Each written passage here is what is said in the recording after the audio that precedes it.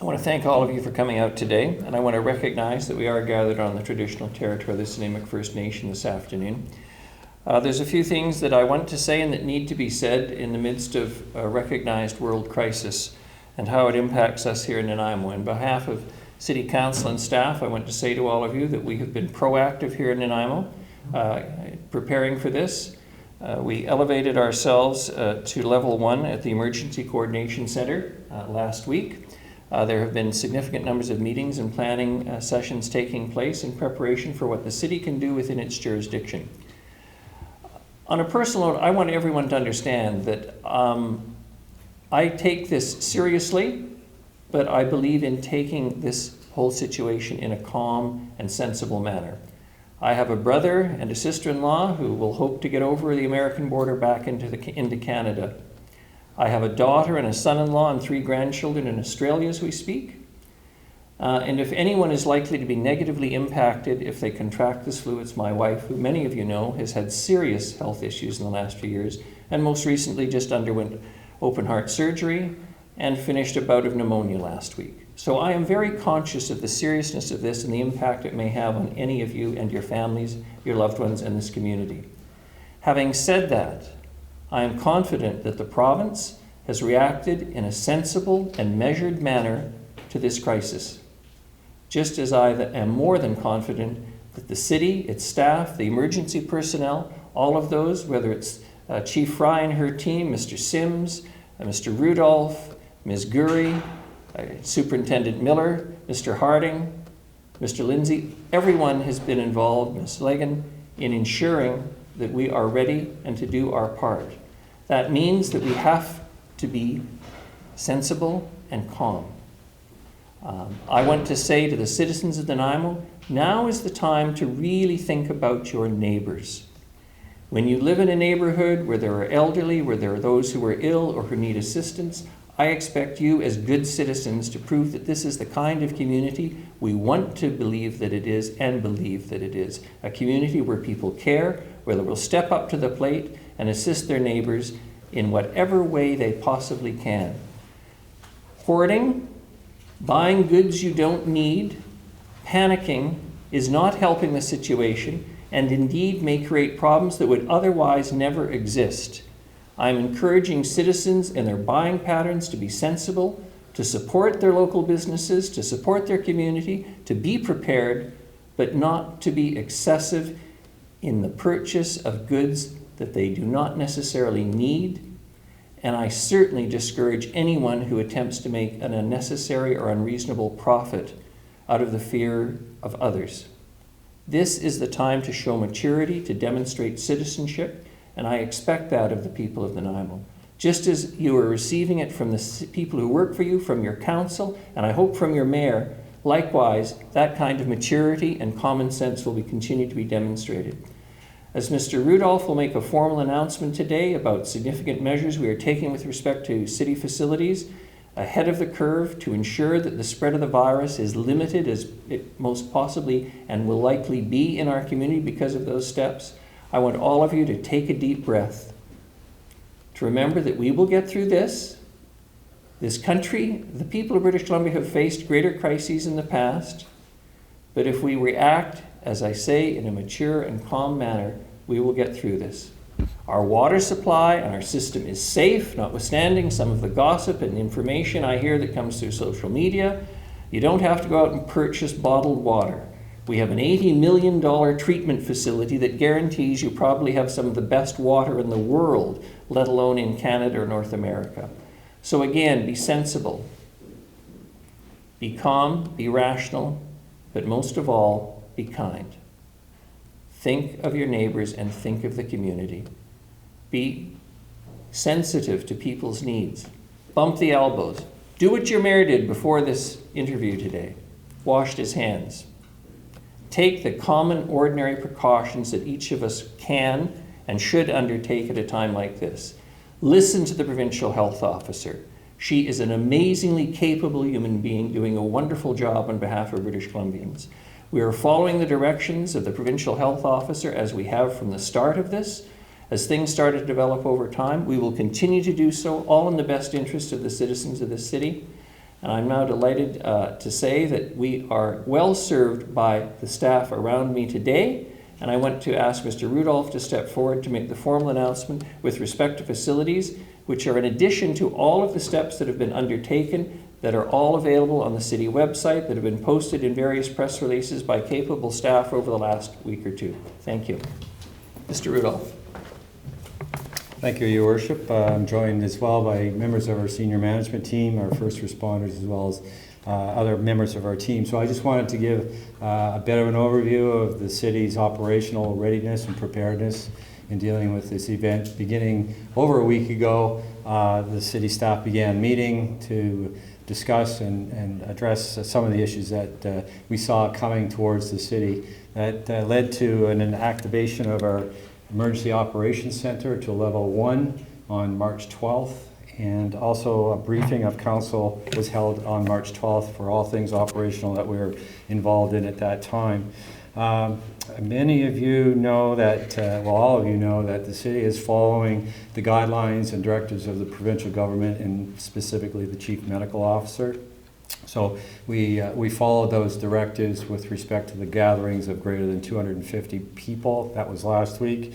And we've been monitoring all press conferences and that type of thing. So earlier today, you would have heard that the government has announced that the new directive is no gatherings larger than 50 people. That does have an impact on our city recreational facilities, and I'll speak to that in a moment. As a result of today's briefing from the provincial government, we've elevated our EOC to a level 2, which is going beyond the monitoring and coordination level to more of an active, engaged, and more personnel in our EOC action room. I will now just transition over to the comment that the mayor is alluding to. As a result of the announcement for the maximum of 50 personnel, we are proceeding to close the city's recreation and community facilities at 6 o'clock this evening. It's basically very difficult to maintain a building of that scale and monitor the coming and going and the numbers of people. So we're proceeding to close our facilities today.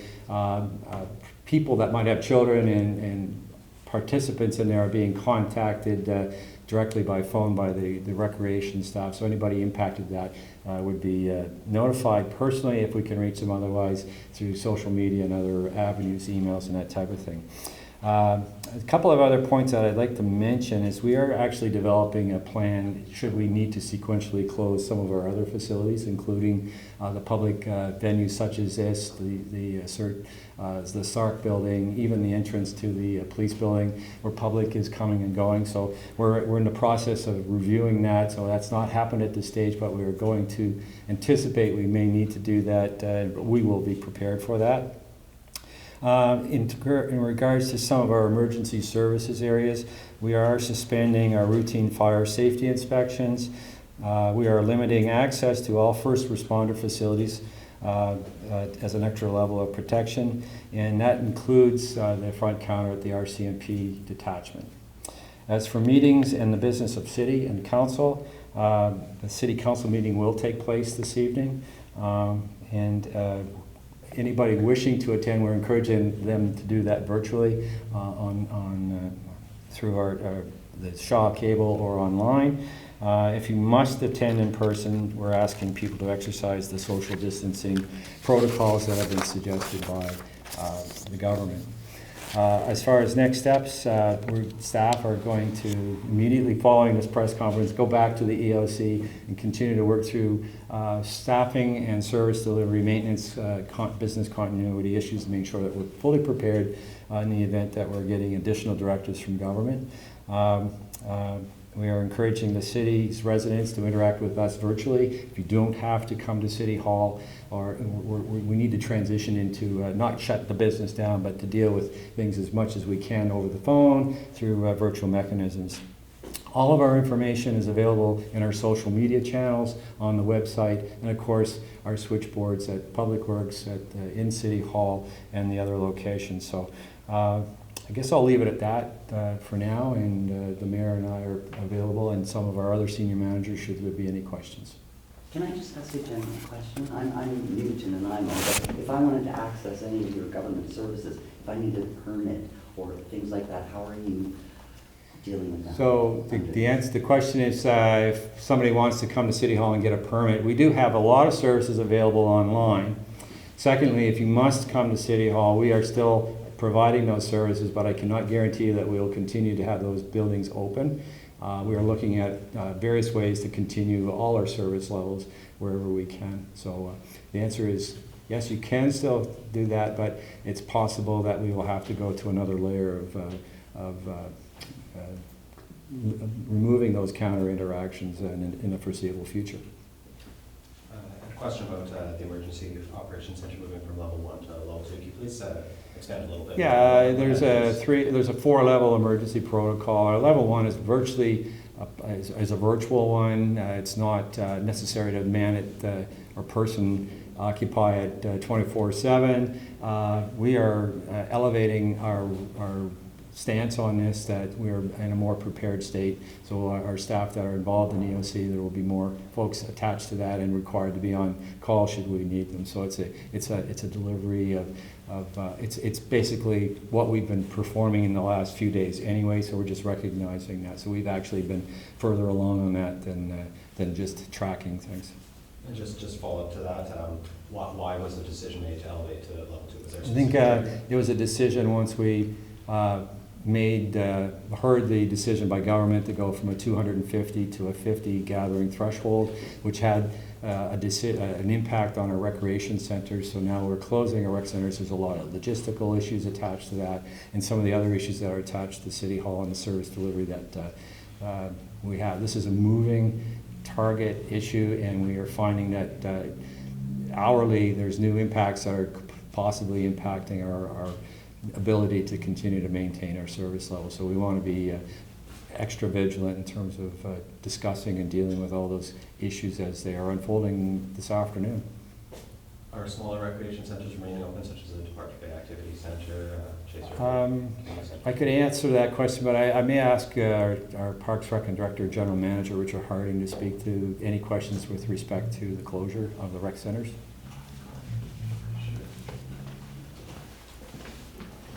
Thank you. In addition to closing our main centers, we're also closing any of our major out rental buildings, which would include Chase River Activity Center, Kinhat, Rotary Bowl, any of the buildings that we know could have rentals more than 50.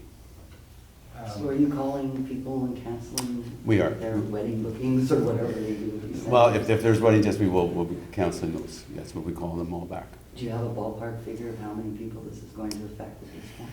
Well, just on registrations alone, we had 4,000 registrations in the next 2 weeks. So our facilities are busy and active, so there'll be a lot of impact. There's no question this will be challenging for people and those directly impacted by it. However, having said that, the need to contain the virus and protect public safety is paramount, and I think that people are prepared to and do understand the necessity for that. And certainly the provincial government, Sheila Malcolmson is here, is well aware of that. And again, I comment that Ms. Henry has been working very hard to ensure public safety. Chief Fry's team have taken very sensible precautionary measures as well to ensure that we have the emergency staff available to deal with any crises.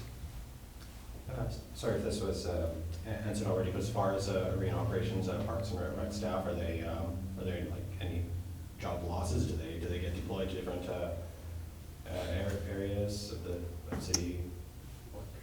Right now, all staff are still reporting to work and responding to their shifts, and will continue until further notice. Anything else may change, but right now they're all reporting to work. This is like a sea voyage. Sometimes, you have to do a little something different tomorrow than you did yesterday, and we have to be prepared for that, and that's what an innovative and capable senior management team and city staff are certainly prepared and capable of undertaking, changing as circumstances require, but again, always keeping public safety and the public interest foremost. Question for Mr. Rudolph. Does the city receive more information than the general public in regards to where cases of COVID-19 exist in the city? No. no. No, we don't have any more information. We're going on the formal inputs from Ms. Henry. We have been in ongoing communication with the local chief medical officer as well. We had a conference call with him this morning to understand his issues and local, but he himself is defaulting to Bonnie Henry to communicate that. So we were relying on the official statistics and directives from the provincial health authorities. Is that satisfactory to you? Would it be helpful for you to have more information as you make these decisions? I think it's, we've been vigilant and adhering to the guidance of the provincial government, and they are asking us to be consistent and work as a group, as in terms of a family of municipalities, as opposed to working independently, because that will be confusing to the public. So we've been very religiously following the advice and directives from the provincial chief medical officer. I think it's important to emphasize that obviously social media has become extremely active, more so than is normally the case. And I would remind people to rely on the fact that they have a government here at City Hall and the province and nationally to deal with these matters. They're relying on information received on social media, rumors about who and where people infected with the virus may be, what facilities they may be in, etc., are all bits of information that you should only treat as true if they come from a reliable source, not social media. This is not the time to panic and rely on unsubstantiated comments that are made by people, frankly, who have either no knowledge or no particular interest in ensuring public safety and ensuring that the truth is not going to be a victim of this crisis. Are you getting that vibe from the people of Nanaimo? There are people who do communicate occasionally and say, oh, there's a case in Nanaimo, the case in Victoria was actually in Nanaimo. Those kinds of comments, which are not helpful, which are simply not helpful. There is no desire on the part of any level of government or the provincial health officer involved with this to do anything other than what is right and in the public interest, which is to tell the truth and to inform as is appropriate with facts, genuine facts. Some of you old enough to remember Dragnet, just the facts, ma'am, just the facts. So the city's website is the place to go, is what you're saying? The city's website is absolutely the place to go, being updated constantly. A question, sorry, for Mr. Rudolph. You mentioned that City Hall, this building, the SARC building across the street, and perhaps the entrance, the RCMP detachment could be closed, could be the next measures. Is there a next layer of potential city operations that could be negatively impacted, of like public works or anything that could fall off of this? That's a great question. Thank you for that. Obviously, we're alive to the core services of the first responders and the responsibilities of the public works portfolio, maintaining the water supply, sewer, garbage collection, all those types of things. So City Hall is one thing, the rec centers is another, our field operations are another. There's different layers to this. We're working through all those HR, human resource and service delivery issues as we speak, so to make sure that we have business continuity. We do have business continuity plans.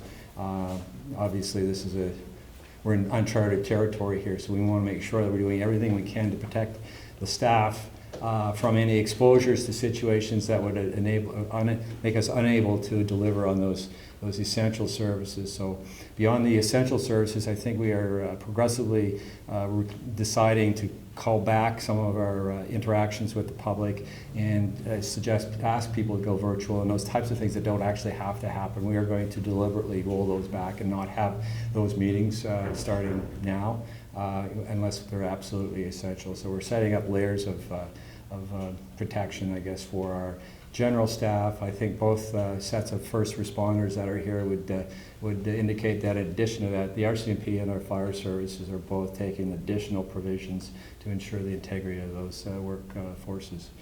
But to be clear, currently there is no one being laid off as a result. No, there are no layoffs, and I will say that we have been in close communication with our QP local. Has been a spirit of cooperation. I do not anticipate any issues there. Our position is that we will be continuing on with our service delivery and the employment of everybody here, so that's the plan.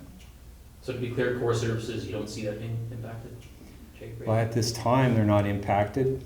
We're not anticipating they will be impacted. It's our plan and our desire and our intent to continue to maintain all levels of core services, and we're doing everything to prioritize those. Okay, thank you. And let's step back for a moment and think about this, that even if you become infected, you're not permanently off work. When the virus has worked its way through your system, you will be returning to employment. I think there is a growing and unnecessary concern by many people that somehow no one's going to be available to do any work, deliver goods and services in the community or in this country. The reality is an illness of this nature, a virus of this nature, will roll through a population potentially if in fact it does become the kind of pandemic that some people believe it may become. But the fact is, you will get over it. The vast majority of people will have no long-term impact. They will get over it, they will get back to work, and they will carry on doing whatever it is they need to do to earn a living and sustain this city. May I ask the RCMP representative what it means to have your front entrance area closed off to the public? How will that affect the public? And do you have any recommendations for alternatives? Yeah, for sure. So a great question. Thank you for the question. So one of the key things is that critical policing operations will be maintained at all times. There will be no time where the city would not be safe. Public safety is paramount to the RCMP. Public safety also includes officer safety. So we're taking measures with our officers to make sure that they have access to disinfectants and to wipes after they've dealt with offenders in certain cases. So we're going to make sure that the officers stay safe, the community stays safe, and at all times we maintain critical policing operations. But people can't, if I understand it correctly, people can't just come into the front door anymore, is that correct? So with respect to people attending the RCMP detachment, at this time, nothing firm has been decided, but we're going to look at a layered approach, as we've mentioned, and we'll look at things that maybe can be delayed for a small time, put back into the future. So if somebody wants to ask a query or question, we're going to point them to our website where they can get information off our website. If people do need to come to the police station to see a police officer for a matter that's a critical priority, they'll always be seen because critical policing operations always will take place. As far as the provincial health officer's directive about gatherings of 50 people or fewer, are there any obligations to the city to enforce that? If there happens to be any non-compliance, would there be any obligation? Would you feel any obligation to try to enforce something like that? The issue has been issued as a directive, so we're taking that literally, and we are following that in full compliance. So it's not optional as far as the city is concerned. We will follow that directive. And any further directives that come, as far as guidelines, we will take those under advisement, but directives certainly, that's a significant move. And it's consistent from what we heard in the press conference today with across Canada. So it's a national standard. So yeah, that was a defining moment when we heard that this morning for us to necessitate the closure of the rec centers.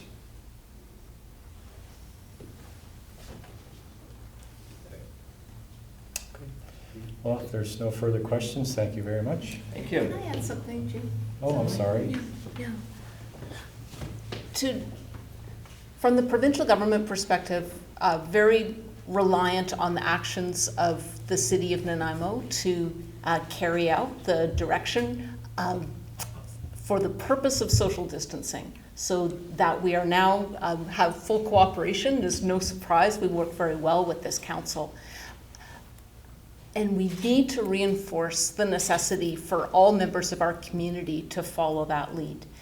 If people traveling from abroad do not isolate themselves for 14 days, if people go into crowded situations unnecessarily, if they do not respect the physical distancing, if they don't refrain from coughing into their sleeve and avoiding handshakes, that makes everybody in our community more vulnerable.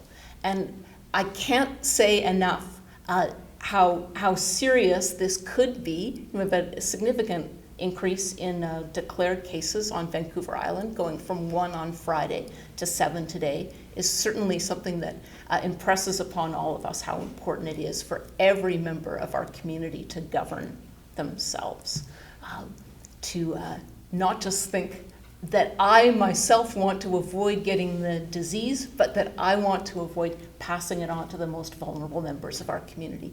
Now that's our prime directive, and in partnership with the city and in the Public Health Department, we are confident that we can achieve that, but it takes the cooperation of everyone in our community. Very glad that the Transport Canada Department has agreed with our request that people be able to self-isolate on BC ferries if they must travel. That's something that the Premier asked, that now the Transport Minister has agreed to.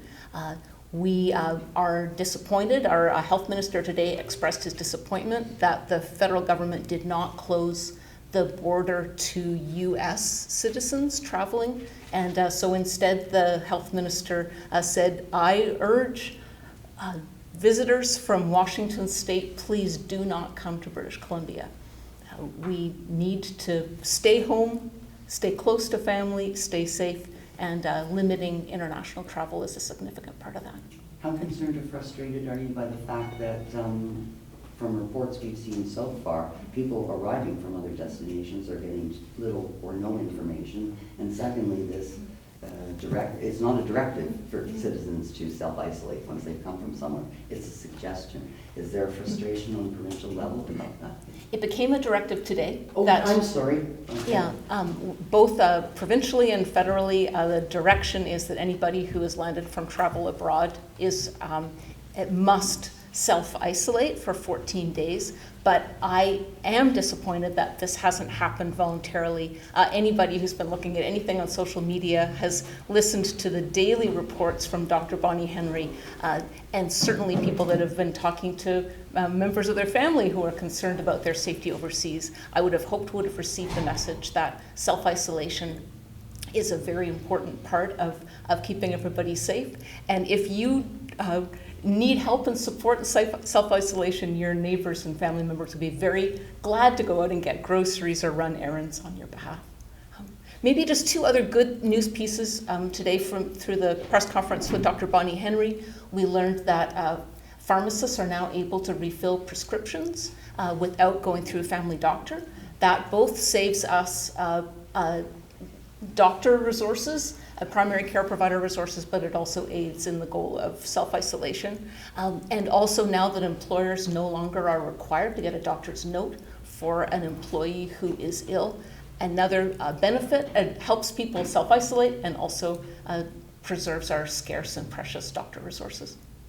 I just have one last question for you, Jake, an important one. How does this 50-person gathering ban that's been implemented today by the Provincial Health Officer, how does that apply to big box stores like Costco, large restaurants, Canadian Tire, Walmart? What's your understanding of that interpretation? Our focus has been with city operations, and I'm not sure I'm in a position to comment on how it impacts any other situation other than our concern with the city operations. Our partners, service delivery partners like Port Theatre and some of these other groups that are delivering services and having activities. So I really can't comment on that. It's not a city responsibility to deal with that. That's something, again, I believe would be coming from the provincial government if they had comments and concerns and directives around that. Thank you. Ms. Malcolmson, can you speak to that? No? It's ultimately the public health officer that has issued the directive and would be responsible for enforcing it. But we are learning every day. Every day there are tighter measures being put in place, and we're learning every day about how they'll be So if I carried out. understand that she's issued a directive that no groups above 50 shall meet, correct? So I guess you're saying Costco is going to have to police that directive. You'd have to ask the public health officer directly how that's going to be carried out. She's available for media every single day, and that's an opportunity you'd have tomorrow to ask her. Does it affect the legislature in your work? That 50-person limit? The kind of work you do as Yeah. The same with schools. There hasn't yet been a decision on school closures. The health minister said that those conversations are happening today. Fortunately, we're still on spring break, so it's not a decision that the public health officer had to make this week or last week. We're learning new things every day. Every day you're going to see new measures introduced or potentially relaxed. So stay tuned. Again, the legislature obviously is not sitting this week, so same with schools. It's not a decision that needs to be made today. Thank you. Thanks. Thank you very much.